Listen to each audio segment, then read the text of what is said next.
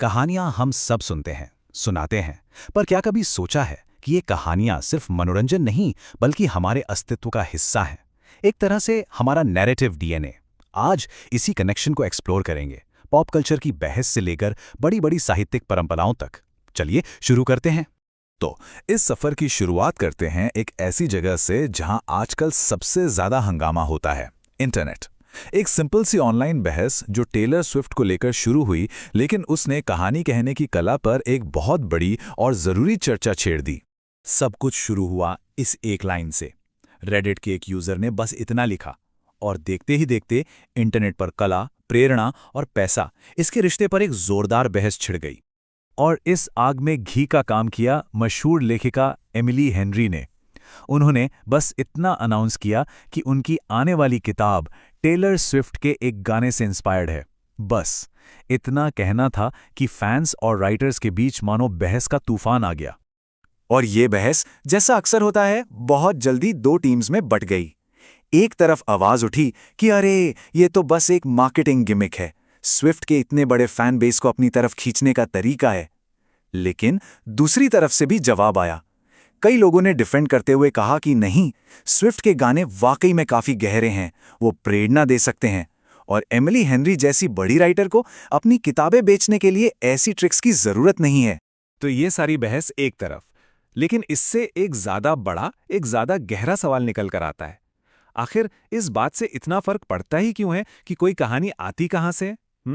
इस सवाल का जवाब ढूंढने के लिए हमें पहले खुद से शुरुआत करनी होगी। देखना होगा कि हम सब कैसे जानबूझकर कहानियों के जरिए अपनी पहचान गढ़ते हैं। शुरुआत करते हैं उन कहानियों से जो हम खुद के बारे में बनाते हैं। इस चीज के लिए एक खास शब्द भी है, लाइफ राइटिंग या जीवन लेखन। और ये सिर्फ डायरी में दिन भर की घटनाएं लिख लेना नहीं है, बिल्कुल नहीं। ये अपनी यादों और एहसासों को एक मकसद के साथ एक आकार देने की कला है। तो इस जीवन लेखन के मकसद क्या है? कई हैं, देखिए। पहला, ये खुद को खोजने का एक जरिया है, हम कौन हैं। दूसरा, इससे हम दुनिया के सामने अपनी एक इमेज पेश करते हैं। कई बार ये एक तरह का विद्रोह भी होता है, समाज के नियमों को चुनौती देने का तरीका। और हाँ, ये दुख, खुशी या ऐसी बातों को समझने के लिए एक सेफ स्पेस भी देता है जिन्हें हम किसी से कह नहीं पाते। इस पूरे प्रोसेस को, अपने जीवन को एक कहानी में ढालने की जो कोशिश है, उसे कहते हैं स्टोरीइंग। जरा इस पर गौर कीजिए। हम सिर्फ फैक्ट्स याद नहीं रखते, है ना? हम उन्हें चुनते हैं, उन्हें एक सीक्वेंस में लगाते हैं और उन्हें एक मतलब देते हैं। बिल्कुल सही, सबसे जरूरी बात यही है। कहानी के बिना एक बायोग्राफी बस इवेंट्स की एक बोरिंग सी लिस्ट बनकर रह जाती है। और पता है, ये जो जीवन लेखन है, ये एक तरह से हीलिंग का काम भी करता है। ये हमारे आज के मैं को मौका देता है कि वो हमारे कल के मैं को थोड़ी समझदारी और हमदर्दी से देखें। और इस प्रोसेस से हम अपने इन दोनों हिस्सों को जोड़कर एक ज्यादा मजबूत, एक ज्यादा कंप्लीट पहचान बना पाते हैं। लेकिन ठहरिए, हमारी पहचान को बनाने वाली सारी कहानियां हम खुद थोड़ी लिखते हैं। अब चलते हैं अगली लेयर पर, वो पावरफुल कहानियां जो हम बनाते नहीं बल्कि जिन्हें हम अपने परिवारों से विरासत में पाते हैं। इसे हम कहते हैं पारिवारिक विरासत या फैमिली लेगेसी। ये क्या है? ये वो कहानियां, वो मान्यताएं और वो वैल्यूज हैं जो एक पीढ़ी से दूसरी पीढ़ी तक जाती हैं। यही कथाएं डिफाइन करती हैं कि हमारे परिवार का हिस्सा होने का आखिर मतलब क्या है। और जो बात इसे और भी इंटरेस्टिंग बनाती है, वो ये है कि हम इन विरासत में मिली कहानियों के सामने बस पैसिव नहीं हैं। हमारे पास चॉइसेस हैं। हम उन्हें पूरी तरह अपना सकते हैं, उन्हें रिजेक्ट कर सकते हैं, उनमें थोड़े बदलाव कर सकते हैं। और हाँ, कभी-कभी हमें ऐसी विरासतें भी मिलती हैं जिन्हें अपनाना शायद मुमकिन ही नहीं होता। तो सार ये है कि ये पारिवारिक कहानियां आशीर्वाद भी हो सकती हैं और एक बोझ भी। वो हमें ताकत दे सकती हैं या फिर जंजीरों में जकड़ सकती हैं। लेकिन आखिर में इन कहानियों को हम अपनी पहचान में कैसे शामिल करते हैं, इसका फैसला हमारा होता है। ठीक है, तो हमने इंडिविजुअल लेवल पर बात की, फैमिली लेवल पर बात की। अब इस लेंस को थोड़ा और वाइड करते हैं। देखते हैं कि ये आइडिया कितने बड़े स्केल पर काम करता है। किसी एक इंसान या परिवार पर नहीं, बल्कि एक पूरी की पूरी लिटरेरी जॉनर पर। सोचिए, जैसे एक परिवार की अपनी कहानियों की विरासत होती है, बिल्कुल उसी तरह सदर्न गॉथिक जैसी एक पूरी साहित्यिक शैली यानी लिटरेरी जॉनर भी अपनी एक नैरेटिव आइडेंटिटी बनाती है। और ये पहचान कैसे बनती है? बार बार एक जैसे थीम्स, एक जैसे कैरेक्टर्स वाली कहानियां सुनाने से।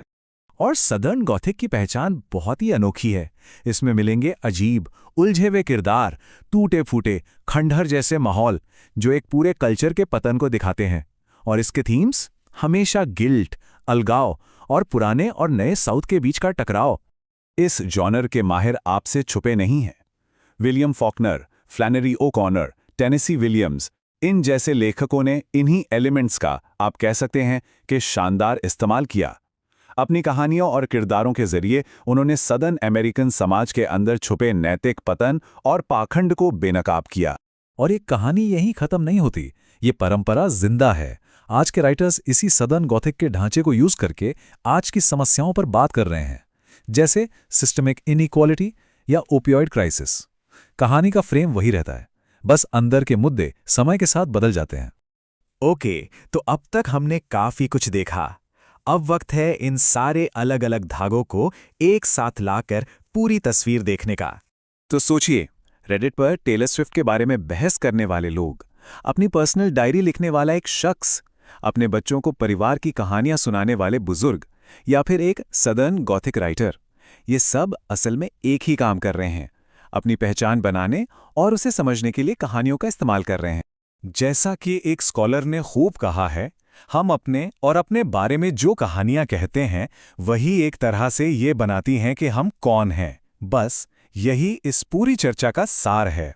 हमारी पहचान उन कहानियों का ही नतीजा है जो हम कहते, सुनते और जीते हैं। तो इस विचार यात्रा के अंत में बस एक सवाल रह जाता है।